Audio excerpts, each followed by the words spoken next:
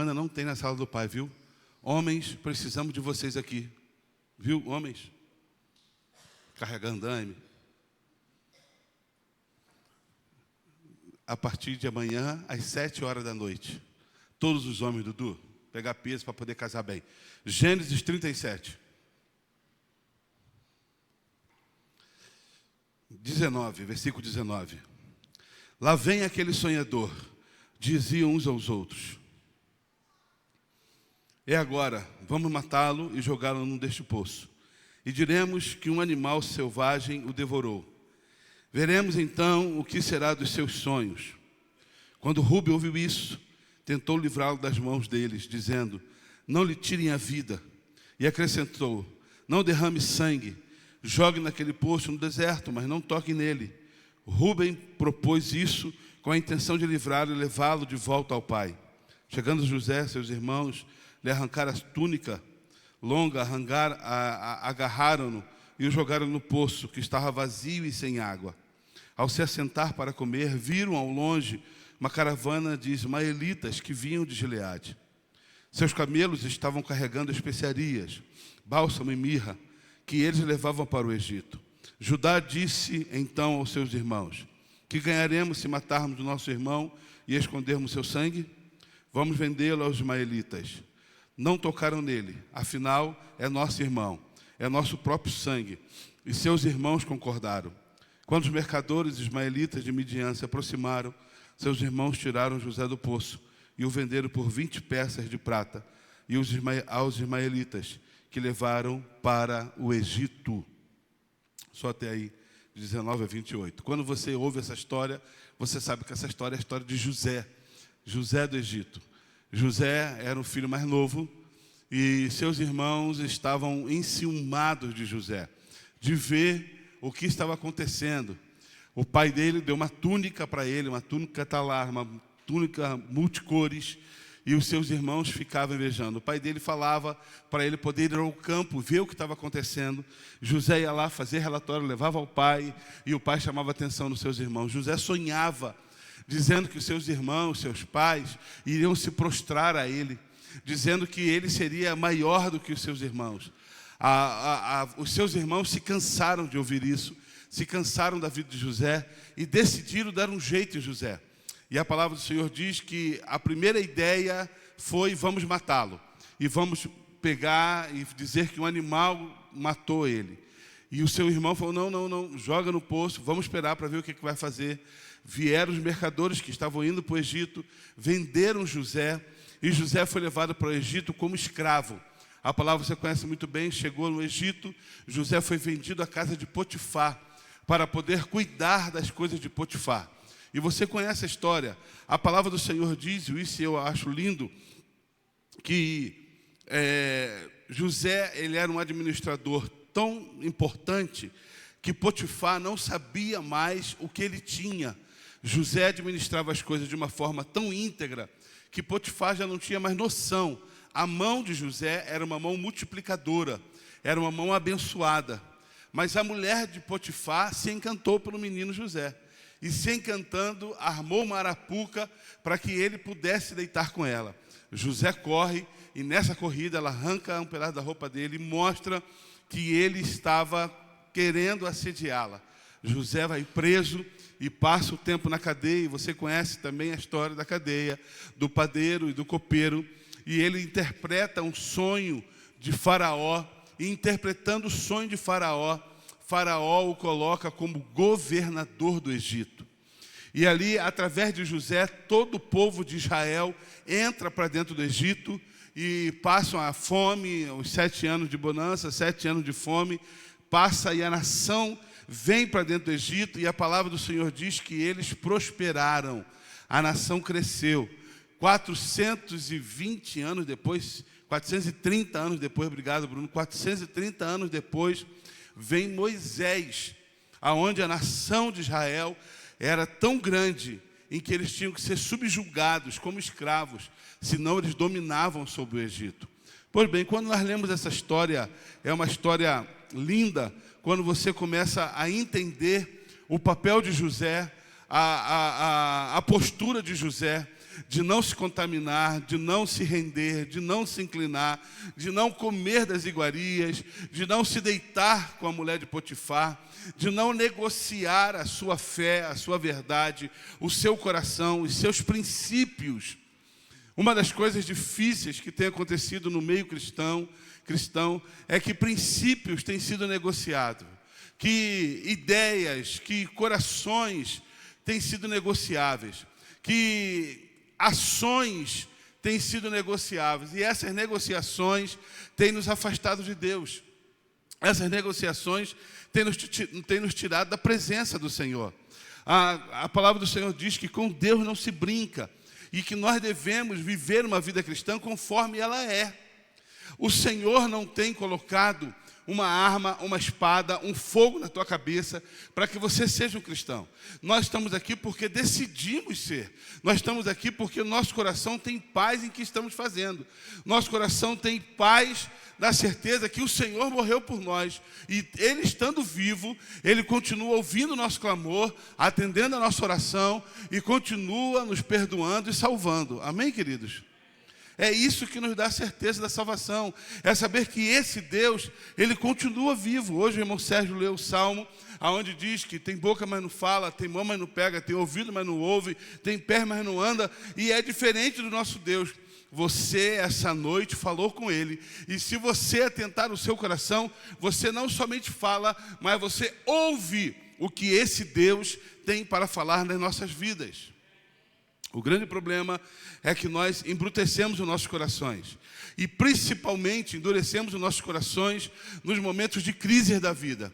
Essa semana foi uma semana muito, muito estressante na minha cabeça. Assim, não é fácil falar de fé e viver essa fé.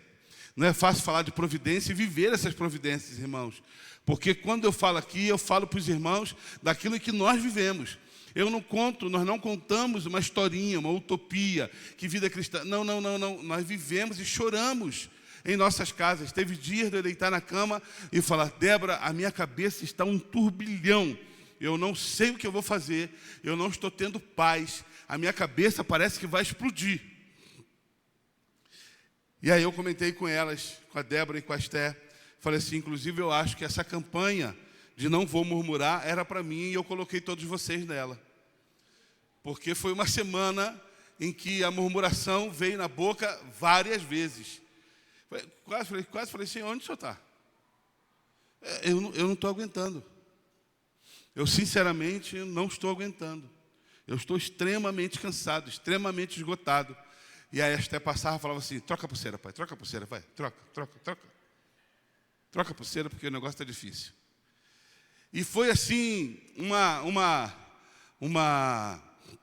um experimento nessa semana em nossas vidas. E hoje, quando eu estava em casa à tarde e deitado e mexendo no celular, vendo algumas coisas de construção, eu falei com Deus, Deus, que essa semana seja uma semana melhor. Que essa semana seja uma semana mais em paz. Dá um sopro de refrigério. Traz um sopro de paz. Por favor, Senhor. Porque senão não dá.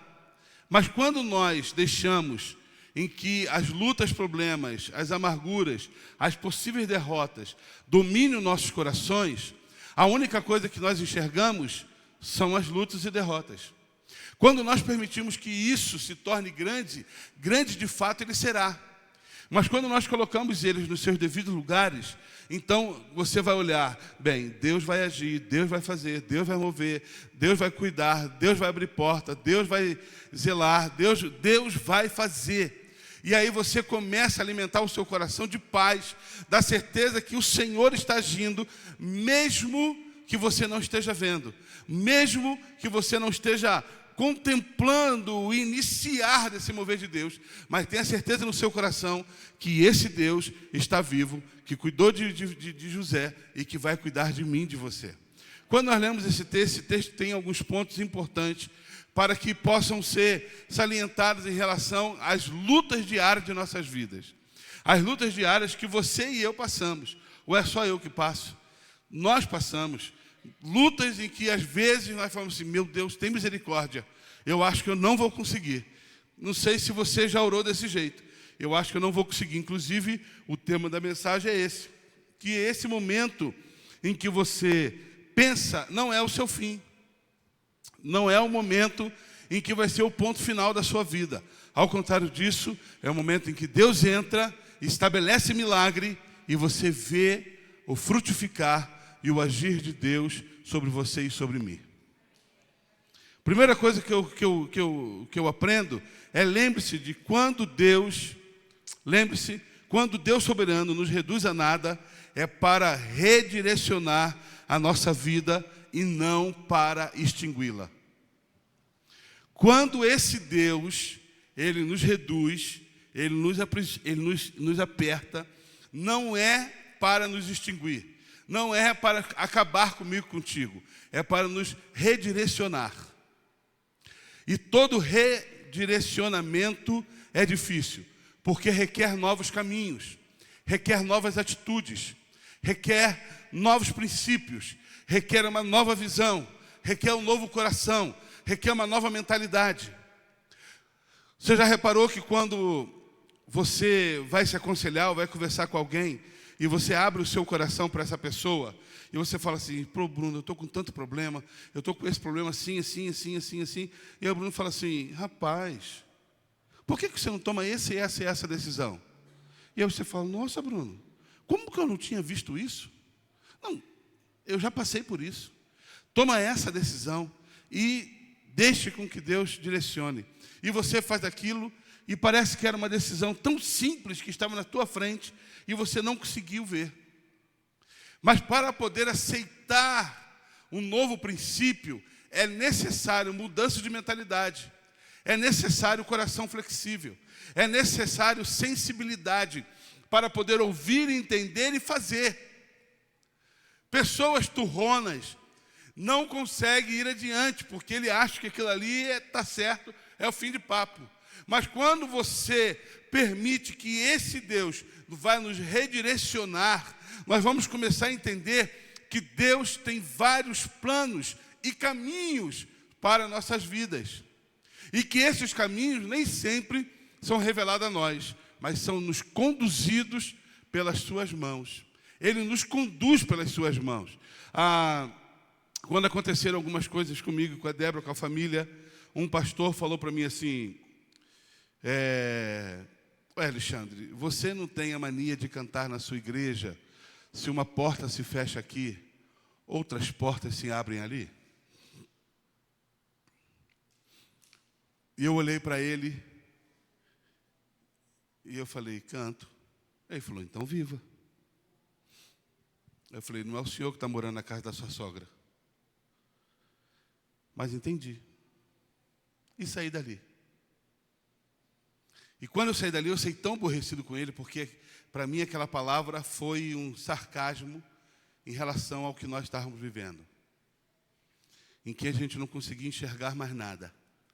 Tudo que eu particularmente olhava estava negro, estava escuro, estava acinzentado, estava a poeira do prédio que caiu lá no Aquários. Não dava para enxergar mais nada. Mas quando aquela palavra entrou nos nossos corações, e depois a Débora foi usada por Deus para trazer uma palavra específica daquilo que nós deveríamos recomeçar, aquilo que se parecia ser tão difícil de enxergar, começa-se novamente a brilhar.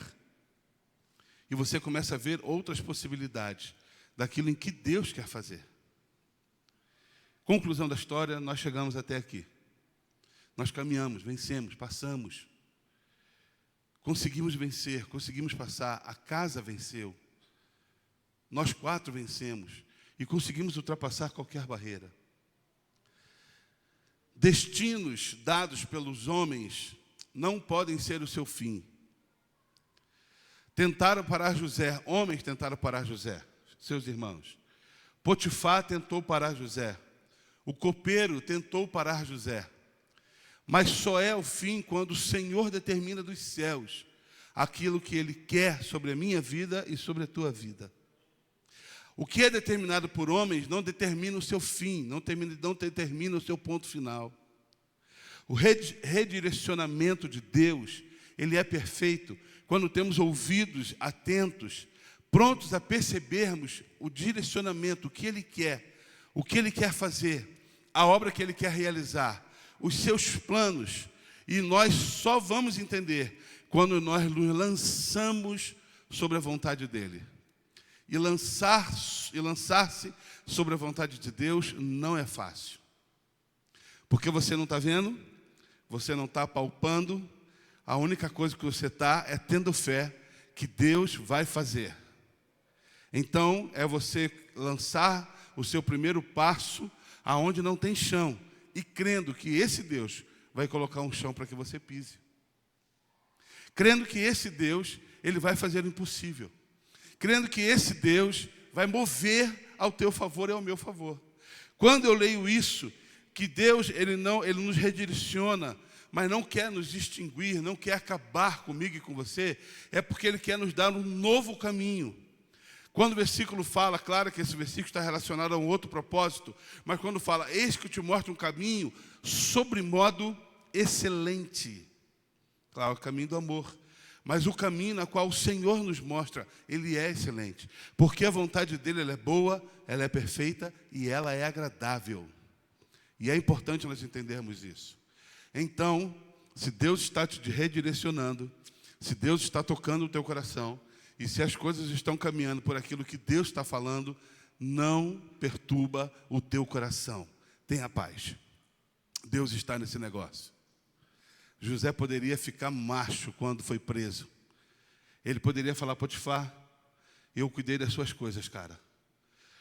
Eu tripliquei o que você tinha, eu quadrupliquei. Eu guardei, eu não toquei na sua esposa, e você faz isso comigo. Pensou um coração amargurado de José diante de Potifar? A Bíblia não fala sobre isso. A Bíblia fala que José foi preso e na cadeia ele continuou testemunhando sobre quem era esse Deus. Segunda coisa que eu aprendo, resolva cada conflito que surgir e lide com ele separadamente. Conflitos vêm, trate cada um. Não faça baciada, irmãos. Sabe baciada quando você vai comprar maçã e está lá na feira, a baciada de quanto que é a baciada aí? É tanta, e você pega e quando você olha de 5 tem 2 podres. Não. Conflitos foram feitos para serem resolvidos, estabelecidos, orados e colocados diante do Senhor e vividos em milagres. É necessário ser tratado um por um, é necessário ser cuidado, é necessário deixar com que Deus faça, resolva cada conflito que surgir.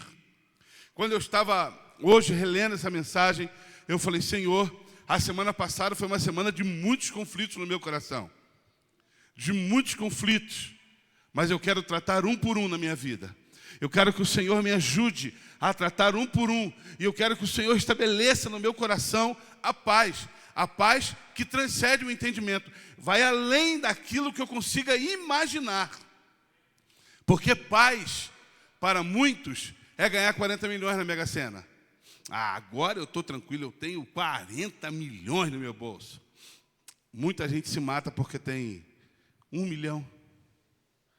Dinheiro não é sinônimo de paz. Ter uma bela casa não é sinônimo de paz ou ter um bom carro. Sinônimo de paz é ter coração tranquilo diante de Deus e sabedor que esse Deus está na frente de todas as coisas. Seja uma enfermidade, seja uma vitória, seja uma derrota, seja o que for, uma cadeia, seja uma prisão, seja o que for, Deus está na frente de cada coisa e Ele estando na frente, Ele nos traz paz. Isso é importante. Resolva cada conflito. Lide com ele separadamente. Cuide separadamente. Você tem que tratar com a sua esposa, senta com ela. Você tem que tratar com o seu filho, sente com ele. Você tem que tratar com a sua filha, sente com ela. Você tem que tratar com o seu patrão, sente com ele. Trate. Você tem que tratar com alguns princípios do seu coração, sente com o seu coração. Coração, senta aí, vamos tratar desse negócio. Não está sendo bom nem para você e nem para mim. Trate seriamente. Há uma mensagem que eu preguei aqui na igreja e uma das frases diz, trate seriamente as suas emoções. porque somos sabotados pelas nossas emoções. Trate seriamente as suas emoções. Qual que é a necessidade? Senta com o seu coração, olhe para dentro de si, faça uma reavaliação, peça para que Deus revele, peça para que Deus use a palavra dEle, use pessoas para falar e tratar contigo e comigo. E Deus que nos ama, Ele trata. Deus que nos ama, Ele trata. O importante é termos nossos ouvidos atentos a ouvirmos a voz de Deus, atentos a ouvirmos o que Deus quer falar e fazer em nossas vidas. O que não pode acontecer é eu e você embrutecermos. Vixe, isso aí, né? Não. Isso aí eu não posso ouvir não, porque não pode ser a voz de Deus. Principalmente quando vai contra aquilo que nós queremos. Principalmente quando vai contra o nosso caráter. Principalmente quando vai contra a uma decisão que nós tomamos e Deus diz: Alexandre, você tomou errado, volta lá e acerta. Aí você fala: meu Deus, eu tenho que voltar mesmo. Eu tenho que colocar essa cara e voltar lá atrás. Trata isso, irmão, seriamente, em nome de Jesus. Tudo tem a hora certa para ser feito, e faça. Terceira coisa que eu aprendo: enfrente com sabedoria os conflitos que surgirem. Deus dá sabedoria. Deus dá sabedoria. Eu tenho vontade de perguntar quantos de nós já oramos pedindo sabedoria a Deus? Ou quantos de nós já oramos pedindo dinheiro a Deus? Portas de emprego, bênçãos, coisas que nos satisfaçam. Enfrente com sabedoria os conflitos que surgirem. Deus dá sabedoria. Deus dá sabedoria. Para que você faça isso. Para que você seja direcionado. Ore ao Senhor. Para de orar na questão das suas orações de súplica, de pedidos, dos coitadismos da vida. Ai, a minha vida, meu Deus, a minha vida, oh, vida de graça. E aí as coisas não vão. Eu queria saber quantos já oraram desse jeito e mudaram. Não muda. Mas quando você estabelece no seu coração uma vida firme diante do Senhor, fala: Senhor, me dá sabedoria.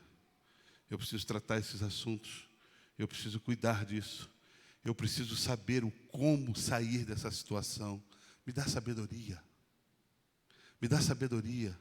Sabedoria para administrar, sabedoria para cuidar, sabedoria para educar. Você quer saber uma coisa difícil hoje? Educar filhos.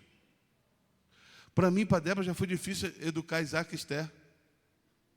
Agora você imagina para o Isaac e para a Esther educar os meus netos.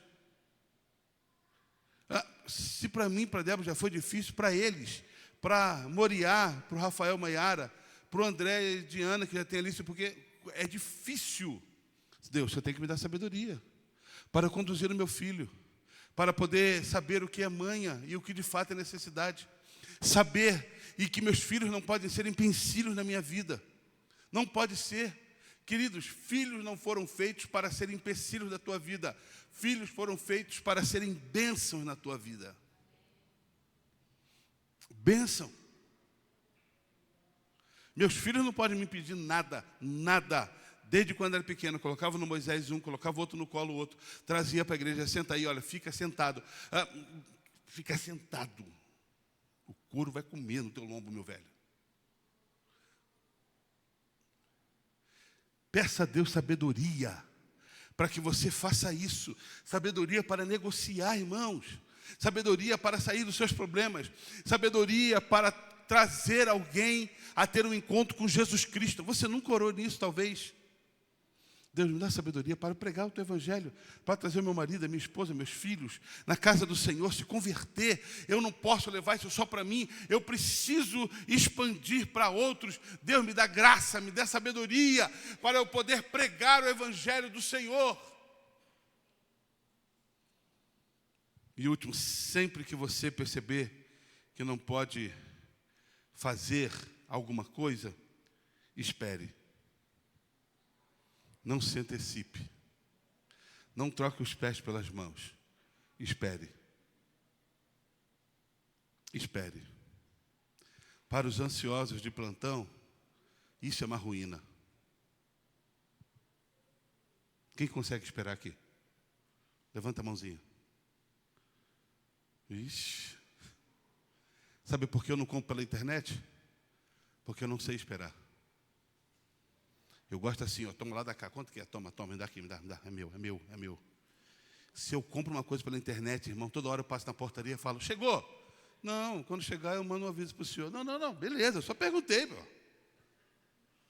Vai ficar bravo? Só perguntei. E aí o Isaac compra, chega do Isaac. Pai, comprei a camisa ontem, chegou hoje. A minha já faz 2 meses e não chegou até agora. Aí o Isaac, para ajudar, fala assim, você tomou foi um golpe.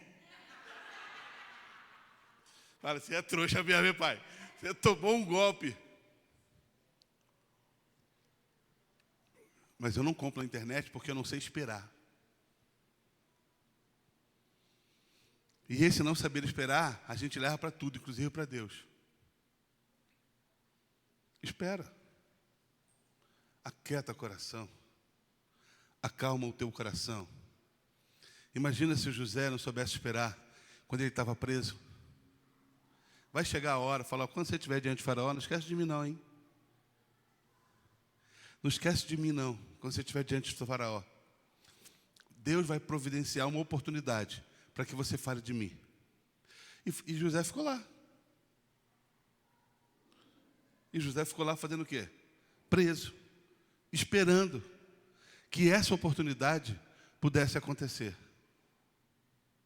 Mas quando aconteceu, Deus tira ele da cadeia, do calabouço, da prisão, para se tornar governador do Egito, irmãos. Esperar também é prudente. Esperar também é prudente. Esperar também faz com que eu e você possamos alcançar o tão sonhado, o tão desejado. É importante isso. Você já comprou um consórcio? Precisando de um carro? É uma tragédia. Porque todo mês você paga uma parcela. Aí quando faz o sorteio, você vai lá e olha. O da frente foi, o de trás foi e você não foi. Aí fala, mês que vem vai, mês que vem. Aí você paga, chega lá, foi o outro e você não foi. O negócio são 100 meses, você já pagou 98 e você não foi sorteado. Você gastando uma grana de Uber e tem um carro zero para retirar. Quando chega no final, fala assim, cara, não tem mais ninguém. Pega a sua cartela aí, vai. Eu tenho um pastor que está nessa. Ele falou, Alexandre, são 100 pessoas, só tem 5 e eu não sou sorteado. O Vinícius, só tem 5, cara, e eu não sou sorteado. Eu já vi até um carro para comprar, mas eu não sou sorteado. Ele falou, cara, que miséria é essa? Eu falei, irmão, você está orando pouco. Ele falou, rapaz, todo mês eu olho lá, mas falta 5 meses, até o final do ano eu estou com o meu carro. Eu falei, isso aí, cara, é essa a esperança que não nos deixa morrer. Eu falei, se o consórcio não quebrar até o final do ano. Você precisa entender que saber esperar é um dom. Muda a sua história, muda a minha história. Isso aqui, para mim, é uma luta, porque eu sou extremamente ansioso.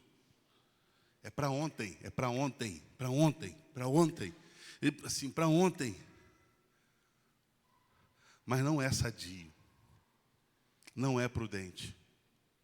Não é bom. Porque no meio da batalha, o imprudente, ele morre primeiro. O imprudente, ele perde a sua vida rápido. Mas aquele que tem direcionamento, aquele que permite que o Senhor seja Senhor sobre a sua vida em todas as coisas, ele prevalece, ele expande, ele vai adiante. E deixa eu só te dizer uma coisa que está fora da mensagem. José poderia olhar para o copeiro e falar assim, cara, arruma um lugar para mim lá, pelo menos para secar o copo. Pô, fala que você está precisando de um auxiliar. o terceiro carimbador dos copos, que aí pelo menos eu saio daqui.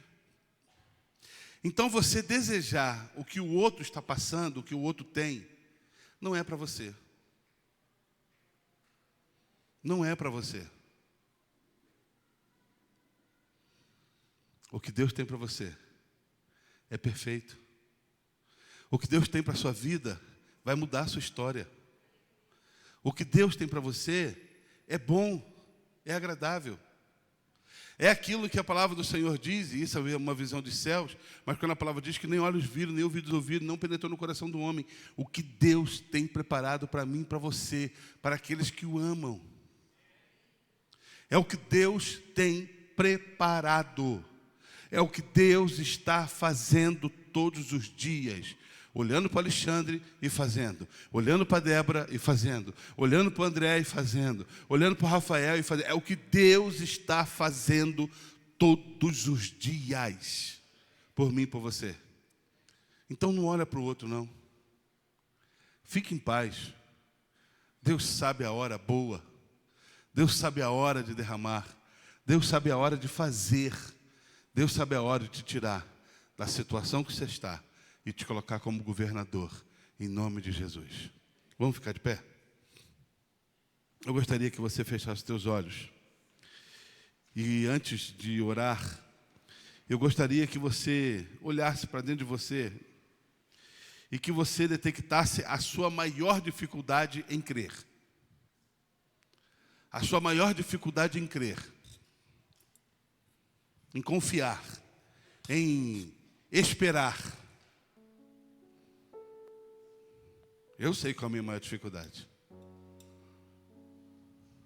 Mas você tem que saber a sua. Para que seja tratado, você nessa noite precisa orar sobre isso. Para que seja tratado, você precisa nessa noite colocar no altar de Deus. Fala, Deus, é isso aqui, ó. Eu não consigo. Eu não consigo dizer não ao pecado, eu não consigo me firmar, eu não consigo. Mas eu preciso que o Senhor faça isso na minha vida. Eu preciso que o Senhor me ajude. Você vai ter 15 segundos, enquanto o teclado toca essa canção, para que você possa pensar.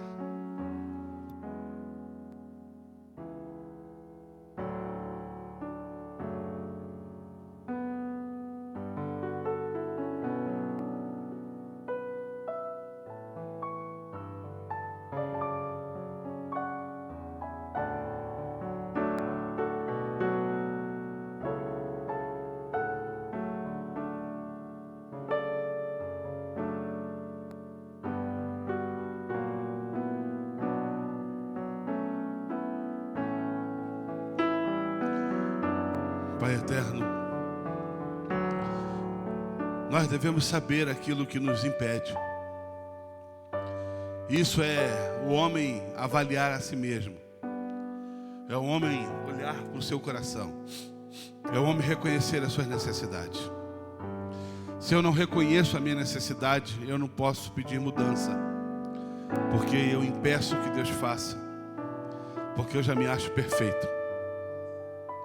Mas quando eu olho para dentro de mim e vejo a minha fragilidade, vejo o meu cansaço, vejo o meu ponto de vulnerabilidade, eu começo a entender que o Senhor tem planos especiais e maravilhosos em nossas vidas. E nessa oração eu quero pedir a Deus que o Senhor venha sondar o coração de cada um dos meus irmãos. Desde aqui do meu lado direito até o meu lado esquerdo, na frente, lá atrás. Que o Senhor venha sondar cada um de nós. Que o Senhor venha fazer, ó Deus, a Tua vontade prevalecer. E que a Tua glória possa resplandecer sobre nós. Ó Deus, sabemos que no mundo, a palavra diz, nós teríamos muitas aflições. Mas o Senhor nos capacita a vencer todas elas. Nas lutas, nos problemas, nos desacordos, nas tristezas, nas aparentes derrotas, nos poços da vida. A Tua palavra diz que o Senhor está lá, que o Senhor é Deus que nos fortalece. E a minha oração nessa noite é que o Senhor fortaleça cada um de nós a vencermos. Que essa palavra não fique somente algo jogado ao vento, mas seja uma palavra movida em nossos corações e que nos traga o entendimento que precisamos mudar e precisamos fazer algo diferente. Nós colocamos os nossos corações no teu altar, nós colocamos as nossas vidas no teu altar e pedimos que as tuas ricas bênçãos possam ser derramadas sobre cada um de nós, capacitando-nos, revelando-nos, moldando-nos na tua presença, ó Pai. Molda-nos, ó Pai.